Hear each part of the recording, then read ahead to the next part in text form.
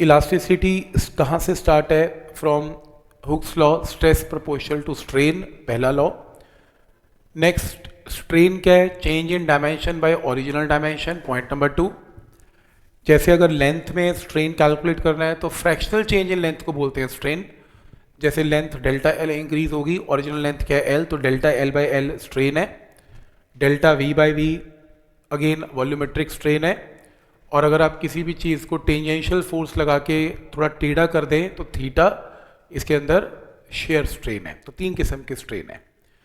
2025 में ज़्यादातर question share पे आ रखे हैं, अभी मैं दिखाता हूँ अभी आपको। वैसे नॉर्मली इलास्टिसिटी यंग्स पे आते हैं, बल्क पे भी आते हैं, यंग्स पे ज़्यादा आते हैं। 1-2 क्वेश्चन इस पे दे रखे हैं उन्होंने। तो बस फॉर्मूला याद रखना स्ट्रेन का। स्ट्रेस में अगर तो कोई चीज़ फोर्स परपेंडिकुलर लग रही है, वायर को खींचना है तो एरिया के साथ परपेंडिकुलर फोर्स लगेगी। बॉल को छोटा करना है तो फोर्स परपेंडिकुलर लगेगी। और कोई चीज़ टेढ़ी करनी है तो फोर्स टेंजेंशियल लगेगी। तो यहाँ टेंजेंशियल लगेगी, तो इसमें नॉर्मल स्ट्रेस है और टेंजेंशियल स्ट्रेस है। असली चीज़ ये है कि अगर आप वायर की बात करते हो तो स्ट्रेस बाय स्ट्रेन को यंग्स मॉडुलस बोलते हैं। तो यंग मॉडुलस का फॉर्मूला है force by area delta L by L, point number 1। अगर आप फोर्स बाय एरिया वॉल्यूम के अंदर चलते हैं, डेल्टा वी बाई वी, और आपकी बॉल कंप्रेस हो रही है, कंप्रेशन में हम माइनस लगा देते हैं, तो बल्क मॉडुलस बोलते हैं, बल्क मॉडुलस, बी या के। और रेसिप्रोकल ऑफ बल्क मॉडुलस को कंप्रेसिबिलिटी बोलते हैं। और लिक्विड के केस में फोर्स बाय एरिया प्रेशर हो जाता है, तो डेल्टा पी या पी, ये आपके पास किसका फॉर्मूला है? बल्क मॉडुलस का। नेक्स्ट है share modulus of rigidity. Stress, tangential stress by shear strain theta को क्या बोलते हैं? ईटा। 3 चीजें आपने याद रखनी है। फॉर्मूला क्लियर हो गया, तो यंग मॉडुलस का क्लियर हो गया, बल्क का क्लियर हो गया, और मॉडुलस ऑफ रिजिडिटी का क्लियर हो गया। 3 फॉर्मूलाज हो गए। नेक्स्ट, इसके अंदर work done in stretching a wire. जब आप एक वायर को खींचते हैं तो वर्क डन कितना लगता है? Half into F into L. आपने कितनी फोर्स लगाई और वायर कितनी एक्सपैंड हुई, स्मॉल एल। तो ये work done in stretching a wire है। और अगर आप वायर के वॉल्यूम से डिवाइड करें दोनों साइड्स को, तो ये क्या आएगा? Work done per unit volume. तो work done per unit volume क्या आएगा? Half into stress into strain.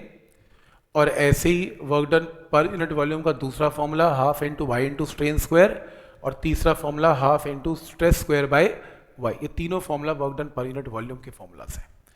Main formula वही है, work done is stretching a wire, half into F into L. लेकिन एक याद करना, ये याद कर लो, work done per unit volume half into stress into strain, क्योंकि ये तो आप बना ही लोगे उसके बाद। जैसे वाई क्या होता है? Stress by strain. स्ट्रेस क्या होता है? Y into strain. स्ट्रेस की जगह पुट कर दो वाई इंटू स्ट्रेन स्क्वायर।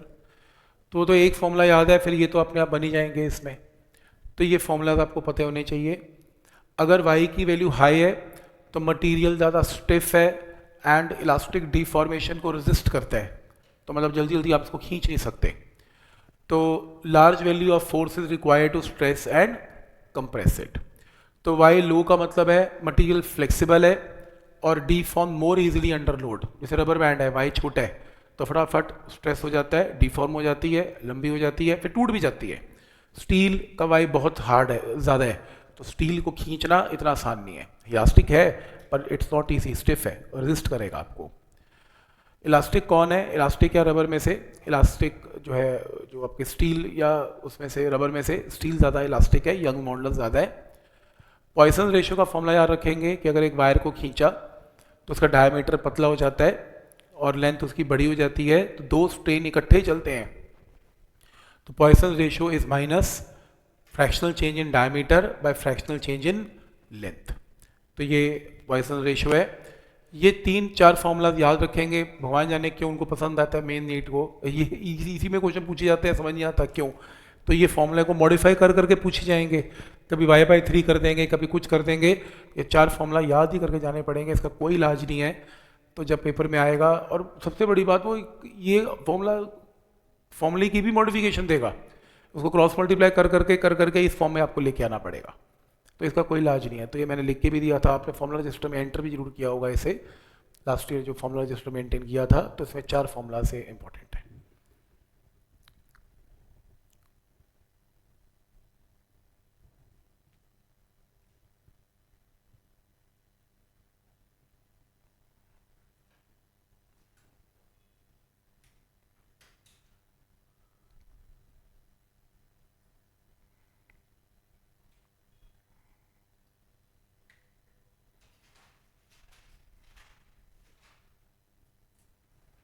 ठीक है। इसके बाद नेक्स्ट है स्ट्रेस एंड स्ट्रेन ग्राफ। वैसे एनसीईआरटी में ज़्यादा आया करता था, एक लाइन में बता देता हूँ। स्ट्रेस और स्ट्रेन ग्राफ में जब आप इसे खींचते हो वायर को, तो शुरू में प्रोपोर्शनैलिटी लिमिट फॉलो होती है, stress is proportional to strain, elastic behaviour follow होता है। फिर ये बिहेवियर खराब हो जाता है, प्रोपोर्शनैलिटी लिमिट खराब हो जाती है और बी पॉइंट को बोलते हैं इलास्टिक या यील्ड पॉइंट। उसके बाद आप और खींचते हैं तो ये परमानेंट सेट, परमानेंट स्ट्रेन में आ जाता है, इलास्टिक रबर बैंड लूज हो जाता है। उसके बाद प्लास्टिक बिहेवियर आ जाता है। बस ये पता होना चाहिए, इसके ऊपर तो इससे ऊपर क्वेश्चन आने वाला है नहीं। नेक्स्ट है इलास्टिक हिस्टैरिसिस में, जैसे +2 में हिस्टैरिसिस करते हैं, स्ट्रेस और स्ट्रेन का ग्राफ है, रबर बैंड को खींच दिया, फिर उसको वापस ले आए, फिर खींच दिया, फिर वापस ले आए, इसको हिस्टैरिसिस बोलते हैं। एक ही चीज़ याद रखें, रबर बैंड को वापस डीफॉर्म कर दिया, ओरिजिनल पोजीशन में वापस ले आए, ऐसा करते रहते हैं, तो ऐसा स्ट्रेस और स्ट्रेन का ग्राफ बनता है। जितना बड़ा एरिया होगा रबर बैंड खींचने में उतनी ही गर्म हो जाएगी, तो एनर्जी लॉस ज़्यादा होगा। हिस्टैरिसिस का एरिया ज़्यादा, एनर्जी लॉस ज़्यादा, बस और कुछ नहीं है इस पर करने वाला। ठीक, तो ये, और हाँ ये भी इसमें नोट कर लें, नहीं इसमें ये चीज़ नोट कर लें, एरिया अंडर, जिसके अंदर एरिया आएगा वो आपको देगा work done per unit volume, half into stress into strain, work done per unit volume, ऐसे। ठीक, क्या कह रहे थे? नहीं, रबर बैंड पे चलता है तो स्टील और आयरन, वो तो मैग्नेटिक वाला हिस्टैरिसिस था, वो तो परमानेंट मैग्नेट वाला था, ये रबर बैंड्स पे, तो रबर के ऊपर करते हैं ऐसे। ठीक है, तो work done per unit volume आएगा, बस ये याद रखना। नेक्स्ट है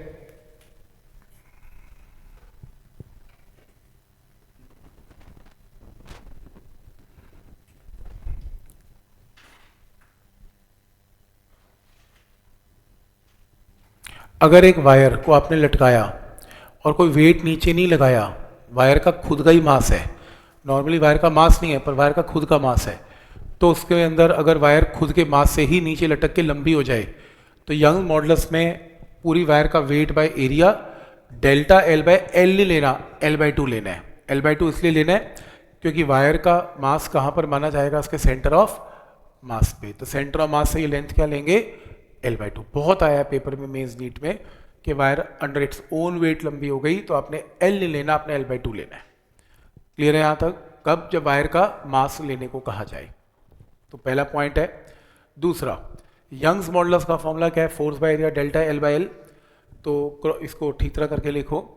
और अगर स्प्रिंग की बात करते हैं तो स्प्रिंग के लिए F इज इक्वल टू के इंटू डेल्टा एल, यहाँ से सॉल्व करके के क्या आ गया, F बाई डेल्टा एल, तो यहाँ पर F बाई डेल्टा एल की जगह के, तो क्रॉस मल्टीप्लाई करके के का फॉर्मूला। तो ये फॉर्मूला है कि कई क्वेश्चन में आप देखेंगे यंग्स मॉडुलस की जगह आपको स्प्रिंग कांस्टेंट चाहिए होता है, तो यंग मॉडुलस की जगह अगर स्प्रिंग कांस्टेंट चाहिए तो ये कन्वर्जन फैक्टर है, तो K is by A by L, तो K is by A by L, तो ये फॉर्मूला भी काम आएगा।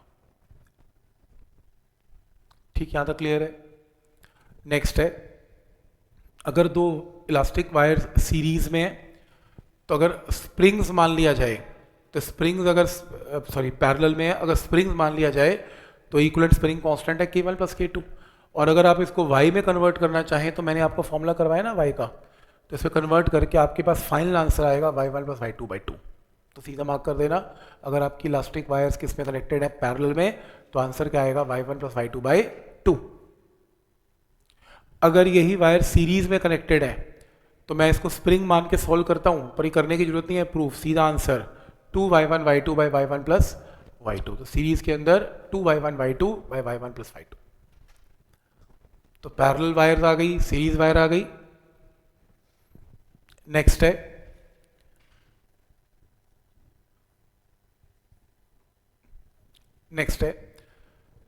ऐसे क्वेश्चन बहुत आता है कि नॉर्मली एक वायर है, यंग्स मॉडुलस गिवन है, वो वायर का टेम्परेचर इंक्रीज कर दिया, टेम्परेचर इंक्रीज करने से वायर लंबी हो गई। तो जब टेम्परेचर इंक्रीज करते हैं तो ये फॉर्मूला आपको याद होगा, नई लेंथ क्या होगी, L into 1 plus alpha into delta T. Alpha का मतलब है कोफिशिएंट ऑफ लीनियर एक्सपेंशन, ये थर्मल एक्सपेंशन में आएगा। तो यहाँ से डेल्टा एल की वैल्यू क्या आएगी, alpha into L into delta T. तो ऐसे कोई क्वेश्चन में जब वायर गर्म होने से लंबी होती है, तो डेल्टा एल का ये फॉर्मूला काम का फॉर्मूला है। पेपर में आएगा वर्क डन बताओ कितना हुआ उसको स्ट्रेच करने में, half into F into delta L. अब डेल्टा एल तो एज इट इज़ यही पुट कर देंगे जो निकाला अल्फा की टर्म में, और एफ की वैल्यू यंग मॉडल्स का फॉर्मूला लिखें, यंग्स के फॉर्मूले में डेल्टा एल को फिर वही लिखेंगे alpha L delta T, cross multiply करके एफ निकालेंगे अल्फा की फॉर्म में, तो इस एफ को यहाँ पुट करके ये आंसर आपको मिलने वाला है ऑब्जेक्टिव में, ये मिलेगा। तो मतलब कहने का मतलब अल्फा की फॉर्म में आंसर्स मिलेंगे, आपने लिखना तो यही है इलास्टिक वायर वाला formula, work done in stretching a wire, delta L को ये पुट कर देना है, और यंग्स मॉडुलस में भी से जब फोर्स निकालोगे उसके अंदर भी डेल्टा एल आएगा, उसमें भी यही पुट करना है, तो जो फोर्स आएगी वहाँ पुट करेंगे तो आंसर आ जाएगा। तो ऐसे क्वेश्चन बहुत आए हुए हैं जो कि लीनियर एक्सपेंशन की फॉर्म में आपका आंसर आपसे पूछेंगे, करेंगे इस सॉल्व इसे हम, ठीक है। तो बल्क मॉडुलस इस फॉर्मूला सबको पता है, minus delta P delta V by V. Bulk modulus में जब कोई ऑब्जेक्ट एच डिस्टेंस नीचे जाता है तो डेल्टा पी को क्या पुट करना होता है, एच रो जी, तो पानी का प्रेशर लगेगा एच रो जी। तो बस ये पता होना चाहिए। हाँ, ये क्वेश्चन बहुत बार आता है ऐसे वाला, ये देख लो।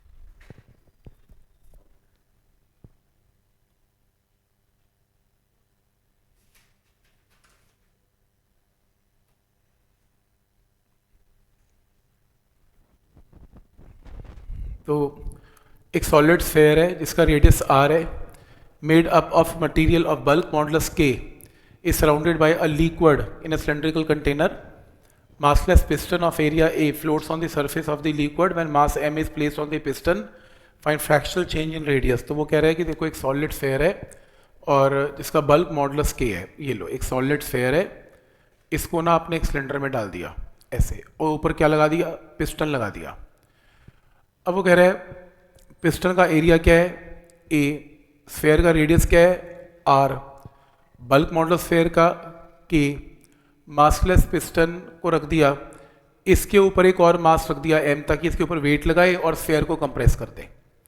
तो कितना वेट रखा, M G, M G by area, इसके ऊपर प्रेशर लग गया। तो कह रहा है find fractional change in radius, तो स्फेयर दब जाएगा, तो प्रेशर क्या लगाया, पिस्टन का वेट अपॉन एरिया, वॉल्यूम क्या है 4/3 पाई आर क्यूब, एरर का रूल लगाएंगे तो delta V by V 3 into delta R by R, तो ये रूल आएगा। बल्क मॉडुलस का फॉर्मूला लगा दिया, चाहो तो इसमें माइनस लगा लो, कोई प्रॉब्लम नहीं है, माइनस लगा सकते हैं।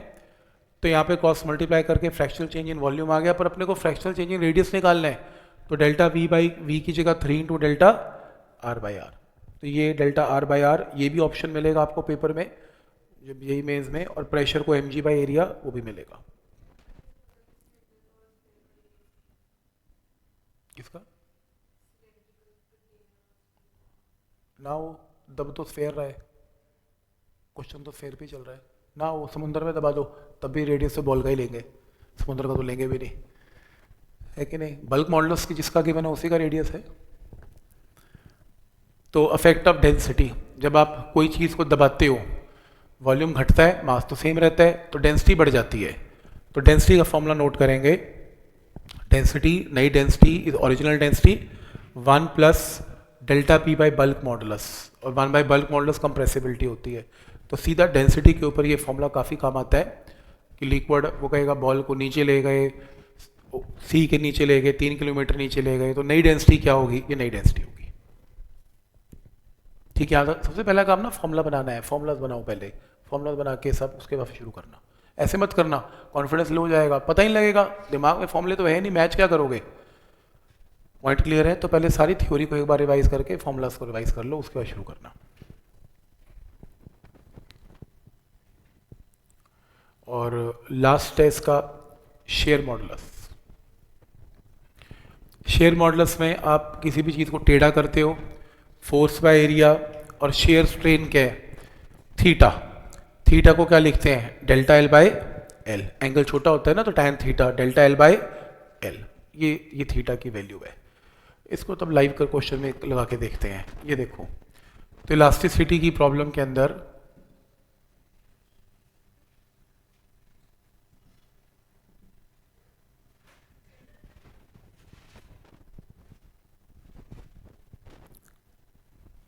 ये लो,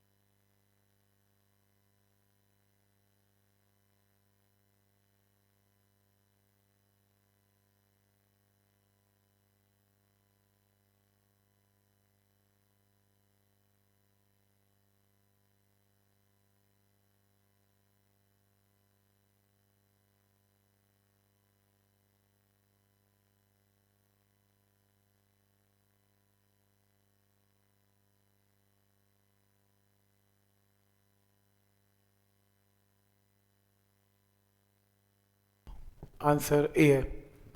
तो क्या कर रहे हैं इसमें? एक सिलेंड्रिकल रॉड है जिसकी लेंथ आपको गिवन है और रेडियस गिवन है, माउंटेड वर्टिकली। शेयर फोर्स, जो शेयर फोर्स होती है ना, वो टेंजेंशियल फोर्स होती है। शेयर मॉडुलस, शेयर का तो टेंजेंशियल टेढ़ा करना है, उसे खींचना तो है नहीं, लंबा तो करना नहीं है। एंगुलर डिस्प्लेसमेंट थीटा हो गई। तो ये देखो, जब आप इसको आप क्या करोगे? शेयर फोर्स लगाओगे, टेंजेंशियल फोर्स लगाओगे, तो टेढ़ा हो जाएगा थीटा। अब जो आपको क्वेश्चन में क्या गिवन है? शेयर फोर्स 10 की पावर 5 गिवन है, और आपको लेंथ 1 गिवन है, रेडियस इसमें 4 गिवन है। तो अब क्या करोगे? इसमें शेयर मॉडुलस निकालोगे, जो कि क्या है? Stress by strain. तो स्ट्रेस क्या है? Force by area. लेंथ आपको पता है, आर आपको पता है, एरिया क्या ले? देखो फोर्स की वैल्यू कितनी गिवन है? फोर्स की वैल्यू 10 की पावर 5 है।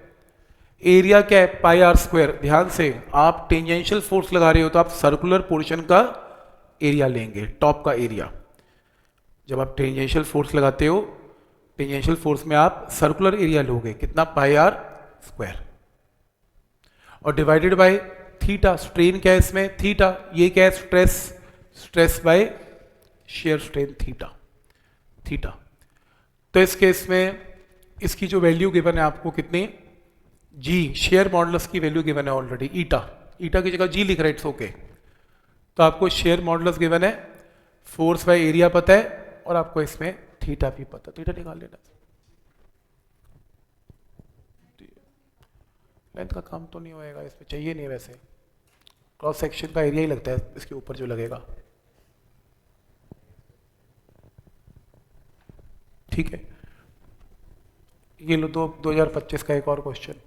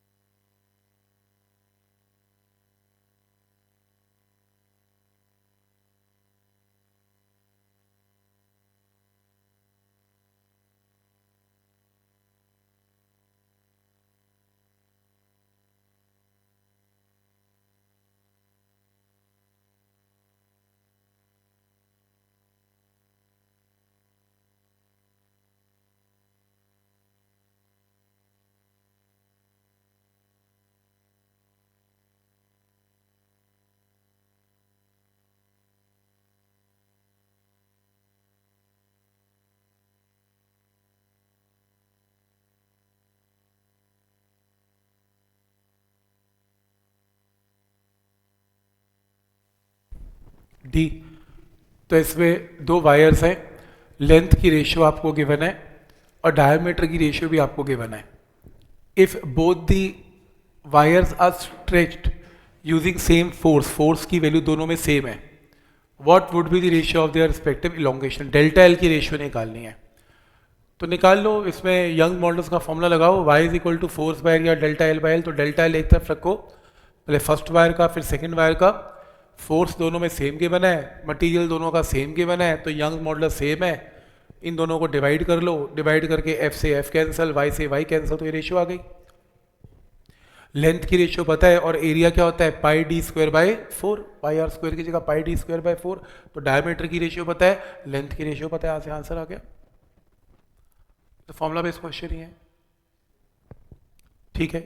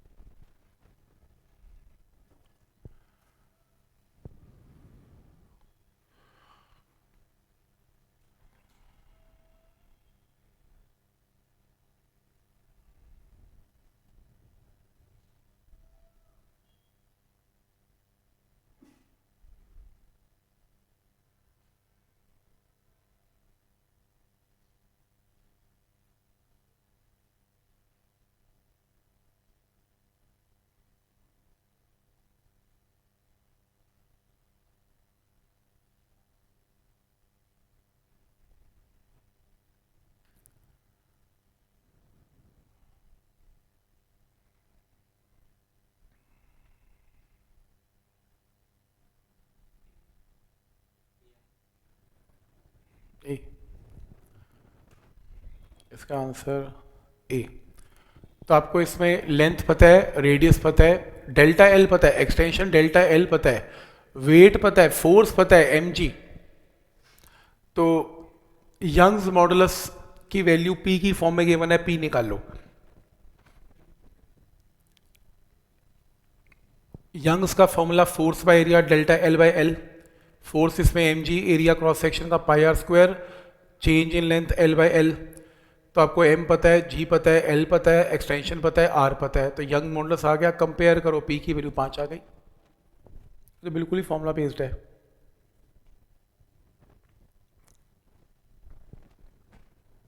गिवन बिलो टू स्टेटमेंट्स, तो ए स्टेटमेंट है sound wave has higher speed in solid than gases, तो साउंड वेव पे क्वेश्चन डाल दिया है, तो वेव्स का क्वेश्चन है, चलो इसको साउंड वेव में कर लेंगे। सी है वैसे इसका, सी सॉलिड के अंदर ज़्यादा स्पीड है एज कंपेयर टू गैस, और gases have higher value of bulk modulus than solid, इसका आंसर सी।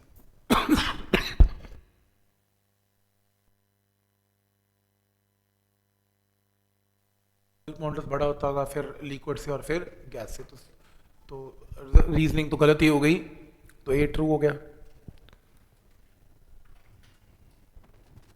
मैं बोल रहा हूँ ये वाला वॉल्यूम प्रॉपर्टी से लेके ऐसे चाहे वेव तक तो दो दो क्वेश्चन मैं बता रहा हूँ, ये सबसे आसान पार्ट है।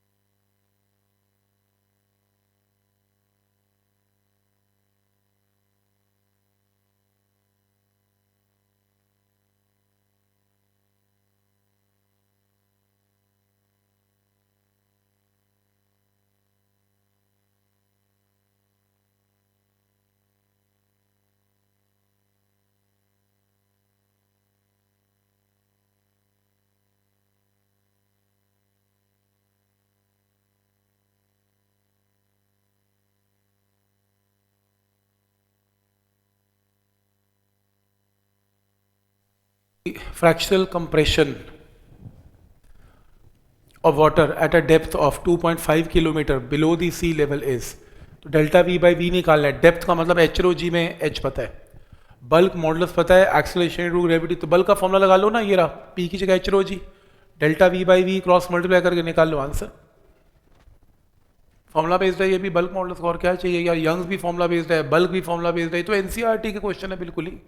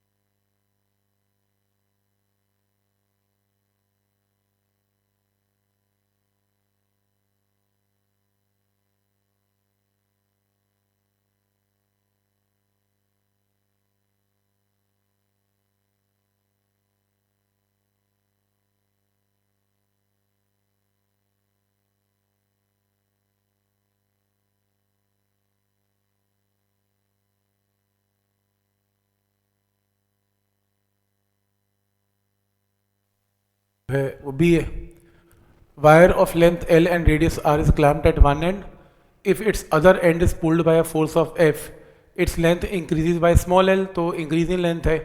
If the radius of the wire and applied force both are reduce to half of their original values, तो दोनों आधे कर दिए, तो इंक्रीज इन लेंथ क्या होगी, तो लगाओ इसमें वाई का फॉर्मूला, ये रहा, यंग मॉडुलस से निकाल के एफ निकाल लो।